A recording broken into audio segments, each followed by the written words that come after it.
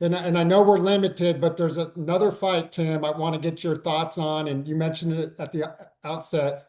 Um, Keyshawn coming back, man. He's another guy, he's had some issues out of the ring, didn't make weight, things like that. But man, he's good for boxing when he's on, and he's fun. And now he's going against a guy, Ortiz. He's going up to his weight, another guy going up to the other guy's weight. Ortiz seems like he has all the confidence in the world. What do you think of that fight? Um, First of all, I want to let everybody know that like, you know, we all make mistakes and we all go through things and our own things and we all deal with it, according to the way we feel that we have to deal with it, right? Rather right, wrong, or indifferent.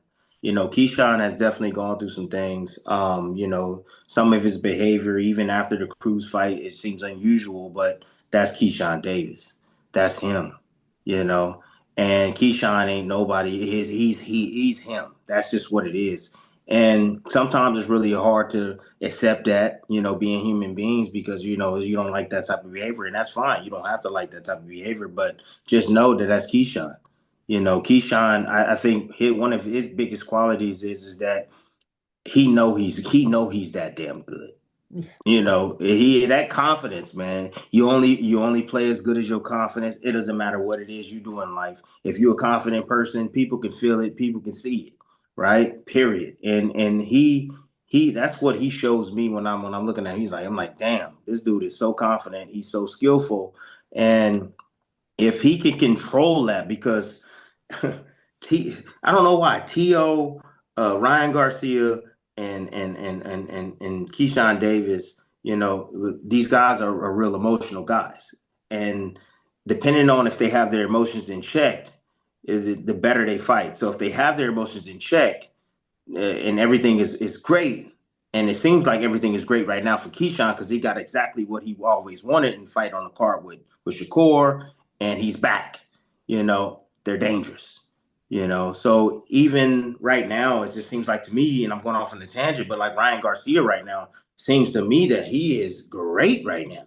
You know what I mean? Emotionally, he's great. He's in tune. Like he's back on social media. He's being Ryan Garcia Right, that we right. know of the old, right?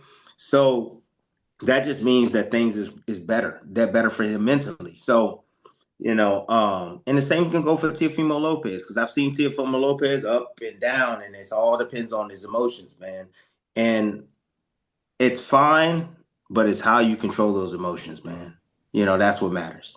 So T.O. looks like he's in a great place mentally right now. He does. Um, he seems like he's ready and he's up for this challenge. And I Keyshawn, think, Keyshawn.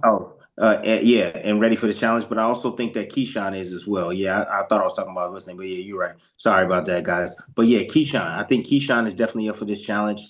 Keyshawn feels that he can knock this guy out. He feels that he can knock him out.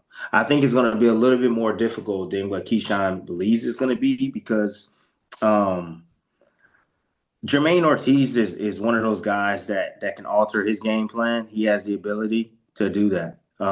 You saw him box from the southpaw stance, solely box from the southpaw stance against Lopez. He has that ability. He can fight from the right-handed stance as well. Keyshawn I've seen yet various styles and spar with Crawford as well, so he's not really worried about that. The stance switches and stuff like that. He's not really worried about that at all. He has enough experience with that with the amateurs as well. But you know, it's Ortiz's rhythm and footwork and movement, man, can be a little bit difficult to deal with. And then just the way he darts in with his combinations, he's very spontaneous and he has quick hands, and decent pop on his shots. And he does have some knowledge inside the ring. Like he's not one of those guys that don't know what he's doing. He knows exactly what he's doing when he's doing it. So that requires respect. And plus, I've seen in the past, like, how passive he was against Tio.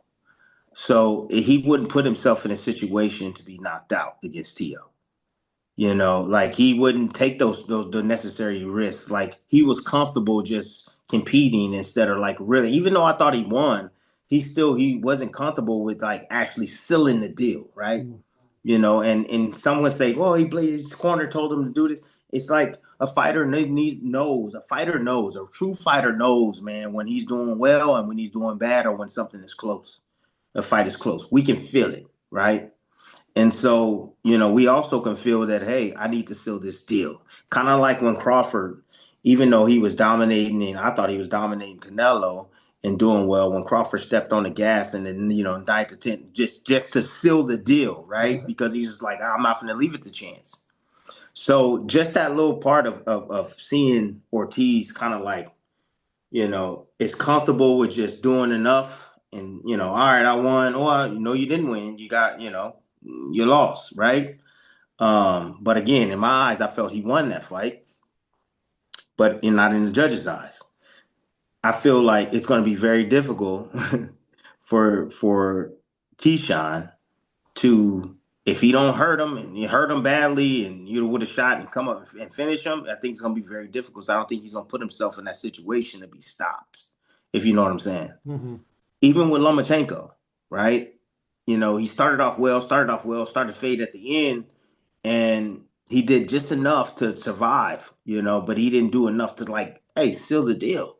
Same thing with Lomachenko, So I think it's gonna be a little bit tougher. I think that he has enough savviness to know how to hide inside the ring. If Keyshawn hurts him, it's probably gonna be over. If he does hurt him, because Keyshawn's a great finisher, but I'm thinking the fight goes the distance. Believe it or not, I think it goes the distance. So. What do you think, Tim, about him making the decision to basically leave Team Crawford, Bo Mack and team? And and I heard him on with Andre Ward and Roy Jones. He wants to start his own like Omaha, kind of what Crawford did and go back to Norfolk. And he went back to his like I think original coach or something like that and kind of start over. Is that a risky move at this point in his career, or what are your thoughts on that? Well, look, I mean, I think Keyshawn is trying to come into his own. I think that if he would have been with Bo McNam, they kind of got the remedy. Well, not kind of. I should say they do have the remedy, man. They made Terrence Crawford, right? Right. And he's somewhat cut from that same cloth, like that toughness and like that grit that he has, man. Like you could see a lot of pain inside his heart, man. Like I could see it, internally, right? And but I think he'll grow a lot faster that way, but look, at the same time, you as a fighter, you got to be comfortable, man. You got to be comfortable in your surroundings, Yeah. and you got to be happy. You got to be happy with your situation. Um, Maybe he was happy over there, maybe he wasn't. I don't know, but I'm just saying. I'm just saying in general, you got to be happy. Yeah. Obviously, he seems like he's more happier now, being in this situation now that he's in and having those people around him, that he feels that he got his back no matter what. Even though I felt like, Bo McNam, they had his back as well. So, but it's he, and I don't think it's going to affect him at all. To be honest with you, I think he took a lot of game from them. He learned a lot from them. I will say this: he's not an autonomous fighter yet. And what I mean by that is that he still needs some guidance. Mm. You trainers need to understand that you like once your fighter gets to the level to where you can just honestly give them water. That's what you want to. You want to build them to that, have that ability to recognize and change tactics beforehand. And use the right skill at the right time. During fights and basically make adjustments on the fly. If Crawford could make adjustments on the fly, you might steer him like, hey, keep counterpunching the way you're doing or something like that. But like becoming autonomous, that's the goal. The goal is to be like, I know what makes me tick. You know what I mean? Like I know what to train. I know how much to run. I know how much to, all this stuff, that they have now, all this technology stuff. Right. No, I know firsthand here. I write it down. I know how I feel, right? You want to get to that point. Keyshawn's not there yet. Keyshawn is not there yet. But I'll tell you who I think is there probably is a guy like Ortiz. I think he has a lot of experience and Mm. he knows his body and what he can do, you know what I'm saying, inside the ring. Keyshawn know what he can do inside the ring too, but again, that's not the point. The point is that he still needs somebody to kind of guide him through the fight. And I noticed that when he was with Bo McNam, when he was asking them, okay, what do I need to do next? You know what I mean? What should I do? What should I do? You know? So, not saying that, what Yeah. should I do? But, in other words, like, give me some guidance, right? Give me some guidance. Well, and to the point you made about Bud against Canelo wanting to go for the finish, he was winning that fight clearly, right? And he could have just coasted. And his corner, I Yes. believe, was telling him, Coach. don't go in there. And so, I mean, there is a reason to have that corner there, right? To kind of like check your fighter, make sure, hey, guy, No, no, no. You need the corner. No, don't get me wrong. yeah, Don't get it yeah, yeah, twisted. You need the corner there, man. The corner's your outside eyes looking, right. looking In the in. fight, yeah, but yeah, Yeah. I mean, they can say, hey man, use your legs. yeah, Use your legs a little bit more, man. Don't stay in the pocket. Like they right, give you game, but like you get to a point, man, where you should get to a point to where you can operate, bro. You can operate. That's the level you need to be on, to where right, you can operate in the fight and understand what you need to do. Like Floyd, can operate and understood what he needed to do. Period. And that's why a lot of times you go to the corner, just keep doing what you're doing, baby. Keep doing what right, you're doing. That's all you hear. right, Manny Pacquiao, all you wind Manny Pacquiao ass up, and he gonna go out there and figure it yeah, out. You know what I'm saying? yeah, But that's a different level, man. I'm talking about. Many people don't understand that. I can't compute that because they never been at that type of level. But I right. know that a lot of athletes, Kobe Bryant, wind his ass up and just go out. LeBron James, he know what's gonna happen before it even happens. Yeah. You get to that point, you see it so much, you have that much experience, man. And so I think that's where Keyshawn is trying to get to. So can he get to it with the new trainers? Maybe he can. We gonna see. Yeah. We gonna see. But he would have got there, I think, a lot sooner if he was with Bo McNam. And in my opinion, just saying. Yeah. So listen, Tim, I'll get you out of here, man, but I'm here with the Hall of Famer Timothy Bradley Jr., Desert Storm. You got a Yeah. big fight, not in the ring, but this weekend with all Mm-hmm. the activity in Puerto Rico. Mm-hmm. Xander Zayas, who's kind of the forgotten guy, even though he's a champion, give some pub to that fight and what he's doing because he's a hell of a fighter, a hell of a kid, and doesn't get a lot of love at 154. Well, I mean, look, man, look, it's crazy you say that because dating back to when he got signed for me, it was like, I think it was like 16 years old, right? And you're talking about this kid, Xander Zayas, and I'm like, and I finally got to look at him. He had his fight, and I was just like, man, that kid got a lot of potential, man. And you're hearing about guys like Shushu Carrington and Keyshawn and all these new signees, right? Shakur Stevenson and Abdullah Masons and all that, and they're kind of coming up together, right? And you're hearing about Xander, but you're hearing about Mhm. Keyshawn, a lot about Keyshawn, right? And it's so crazy and so ironic that he about to win his second. He has an opportunity to win his second world championship. Like, think about that, right? He got an opportunity to win a second world championship before Abdullah Mason, before Shushu, before all these guys that came up, I think, a little bit before him and that were moved and I believe pushed a little bit quicker than he was because he was young. He was the young one in the bunch. Yeah. I think that's freaking amazing. And sends volumes to, what he is as a fighter, man, and what he has set himself out to become. I think the beginning at the early stages of his career, I if I can recall, I know Cotto was probably out of the game already, and then Puerto Rico was always looking for that next, right? You got Amanda Serrano right now that's holding it down. Yeah. She's holding Puerto Rico down right now, but that male figure, man, because after Cotto, it hasn't been anybody else. It was supposed to be Verdejo. It was supposed to be other guys that came, that's supposed to, hold down, Wama. Puerto Yeah. Rico. Yeah. Yeah. But he feels like it's his obligation, his duty. Oh, you had Belanga too, but but I'm just saying.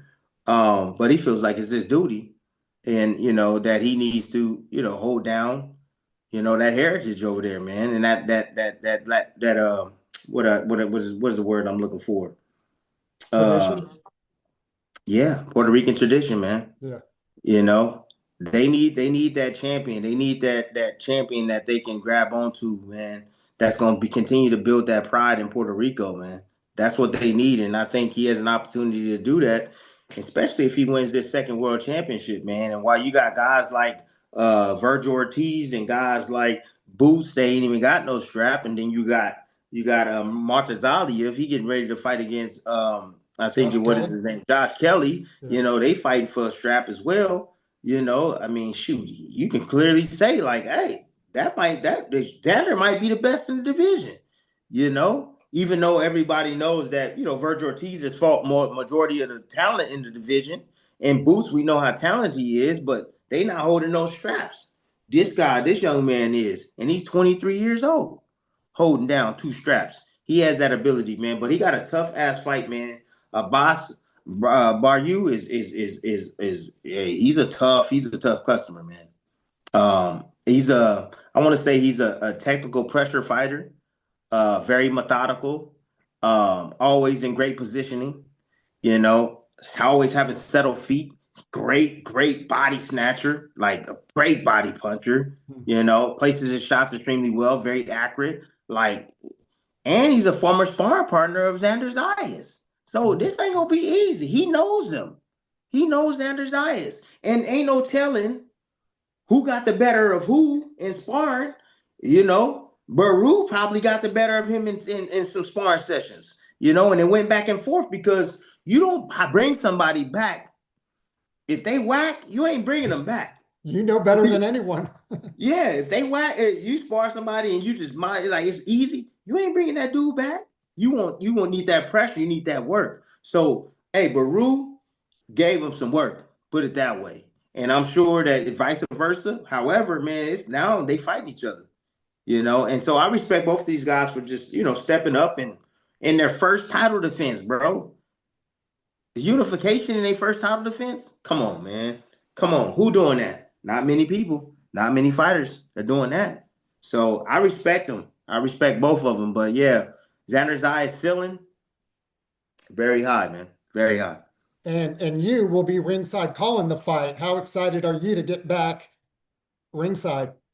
Yeah, yeah, yeah, yeah, yeah. I'm excited about it. I'm definitely excited to be Where back. you belong, by the way.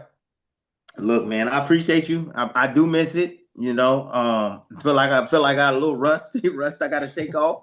But YouTube keeps me busy.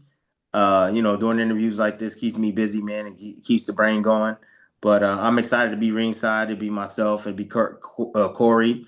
The new hot voice in boxing, and Christina Poncher will be there. Ringside. She's been doing her thing as well, man. I've been seeing her on Netflix, and she been really holding it down, man, from Yeah. the lady side of things. So it's gonna be fun, man, just to be ringside, with her once again.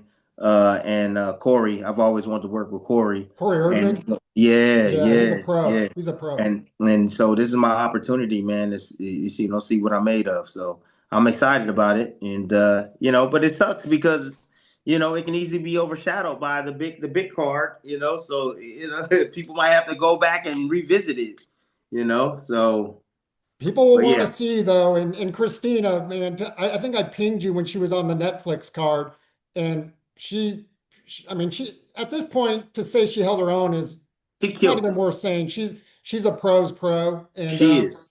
she was as good, if not better, than anybody on that broadcast. So Facts. Facts. yeah, She facts. She knows boxing, man. yeah, Very smart person too. So yeah, and a very good friend of my family. So yeah. yep, You mentioned absolutely. YouTube, man, and for those that don't know, Tim has been on YouTube just slaying it. Got the best channel out there. Uh, Catch it, but also Tim got some breaking news. I'm sure people have already found you Patreon. Hmm. The You lab. It's landed called the on. lab. Tim Bradley. The lab. Tim Bradley, man.